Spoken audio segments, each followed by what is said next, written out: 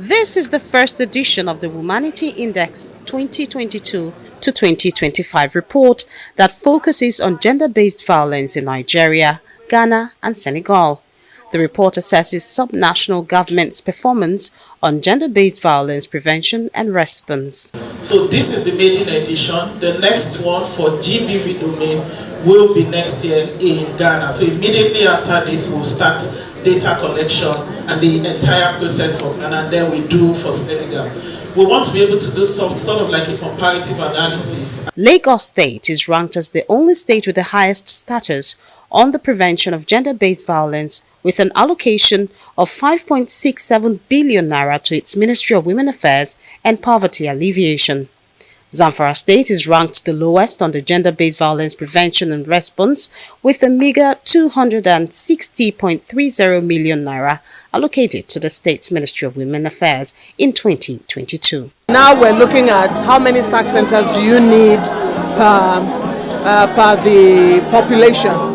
So when you look at that, if we can come to an agreement about how many SAC centers you need per population, that would really assist us in the states to provide more. We need to be able to use the catalytic effect of government resources, government commitment to gender-based violence for the benefit of all. What we need to do is to continue to increase the level of training for middle-level officers.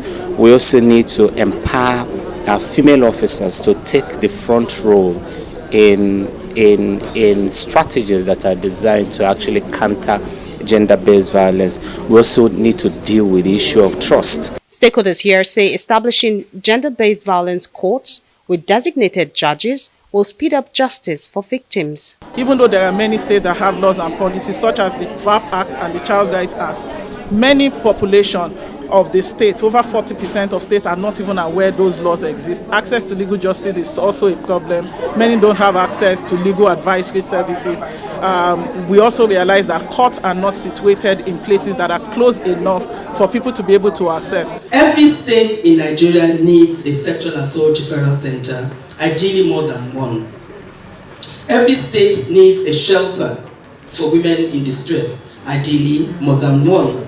It is important for state governments to take up this responsibility, regardless of whether there is donor funding available or not.